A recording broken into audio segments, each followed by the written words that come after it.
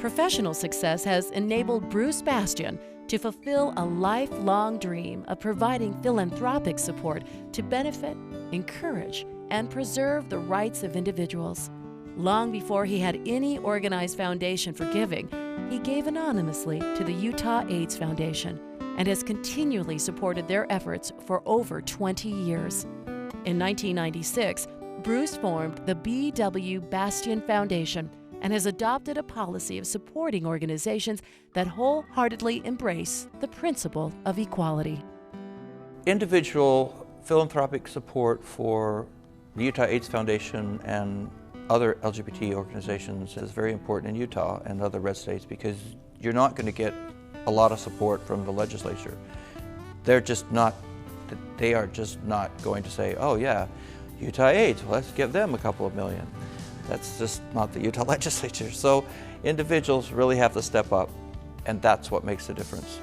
There was one night on television that had an interview with someone from the Utah AIDS Foundation, how they were really in dire needs and the Utah legislature was going to cut funding. It had no valid reasoning why they would cut the funding from these people. AIDS was very much misunderstood then. I think in some ways it still is. There are people saying that, well, you know, if you get AIDS, it's probably because you deserve it. That's silly. The rationale is just crazy. So I gave a fairly significant anonymous donation. And it made all the news, which wasn't the purpose, but it did save the Utah AIDS Foundation. This was over 20 years ago. And that was my first contribution to any LGBT organization or fund or issue. And I've given to the Utah AIDS Foundation ever since. The Utah AIDS Foundation, in my opinion, is one of the star AIDS foundations in the country. They have a terrific staff, both paid and mostly volunteer. They are so selfless, so hardworking, so engaged, and really thinking about new ways of doing things all the time. They really change the lives of people with HIV. They really save the lives of many people. They really are a bright spot in the community. I don't think any one person can do any of this alone. It's one thing to give somebody money, but when they really take the money and really make change, they're the ones that deserve all the praise to me. I always feel kind of uncomfortable when I get an award because it's never been the goal. I don't do what I do so people will stand up and say, yay, yay, Bruce. But I am honored, and I hope the fact that they are honoring me will influence others to do more.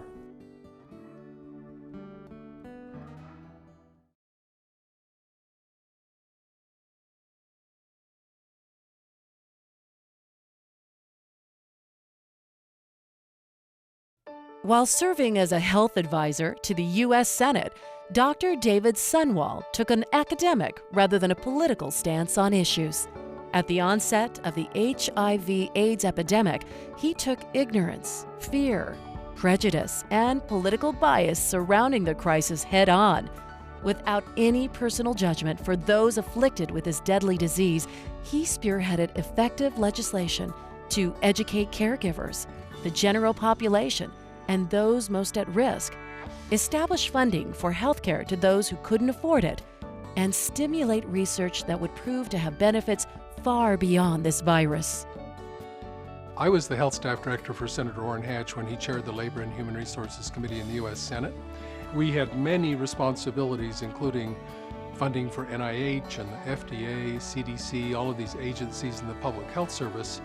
We also had to respond to problems as they developed in America that needed a public health response.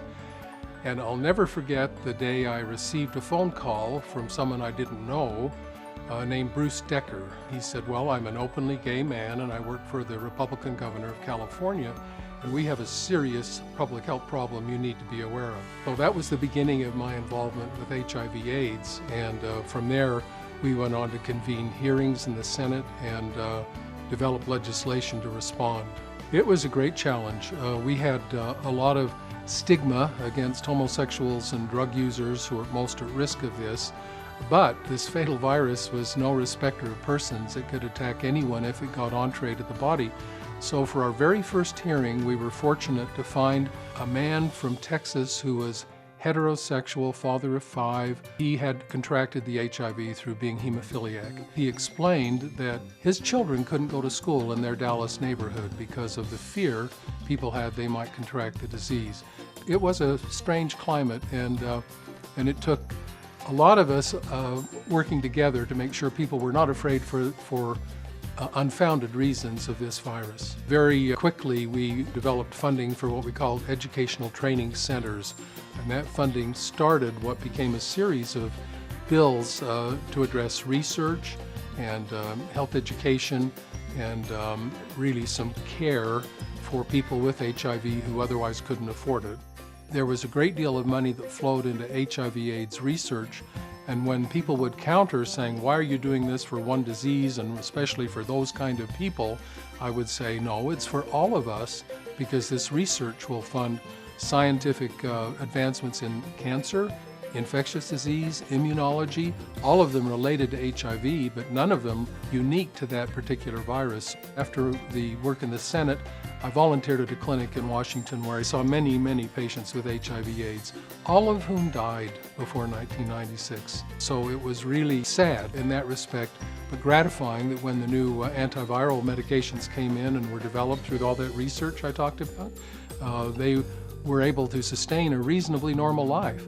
And to this day, I have some acquaintances with HIV/AIDS who are functioning, tax-paying citizens and living with a chronic illness, to be sure.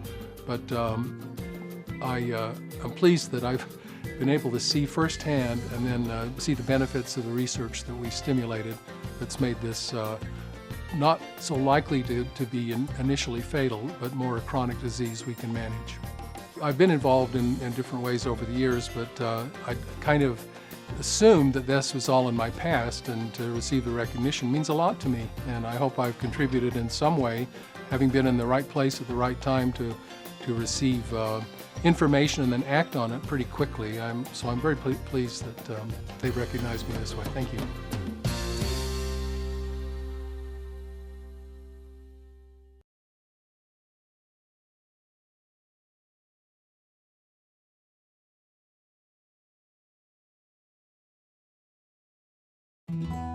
In 1996, Sarah McClellan gave up retirement in order to serve a community she loves.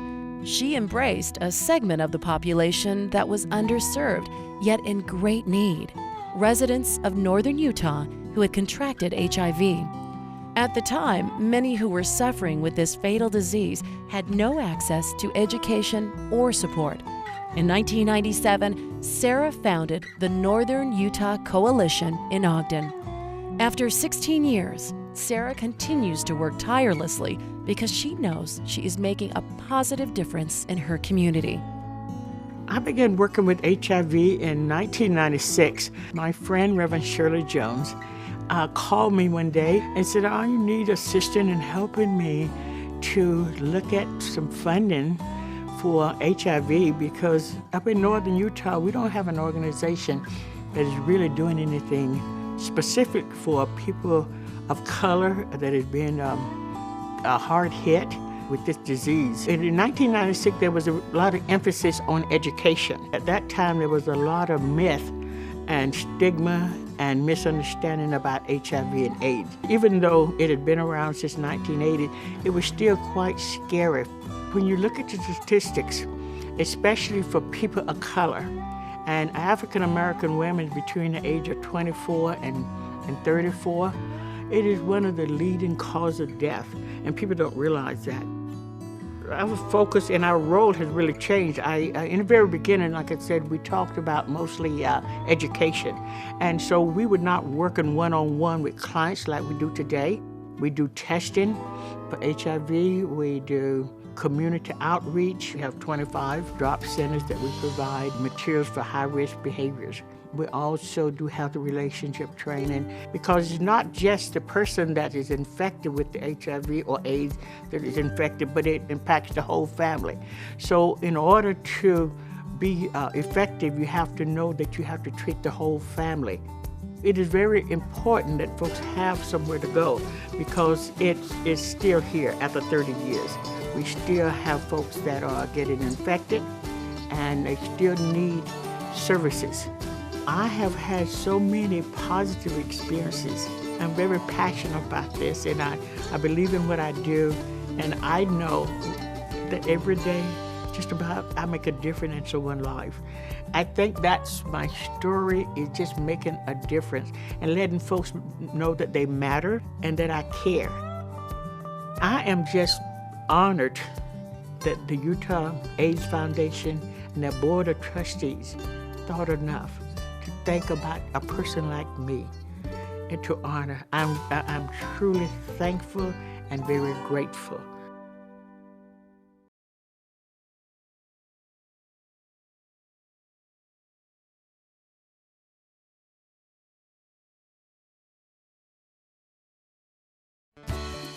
While working as an epidemiologist at the Salt Lake County Health Department, Sue Yannick found her professional calling. Noticing other staff members were reluctant to pick up HIV case files, Sue requested assignment to the HIV studies and began serving as a one-on-one counselor for those who had tested positive. This led her to be in contact with almost every Salt Lake County AIDS case. She approached each patient with respect and extreme compassion. I'm very fond of cats, and there is a disease called feline leukemia. It's a retrovirus. It attacks the immune system, and I knew about that disease.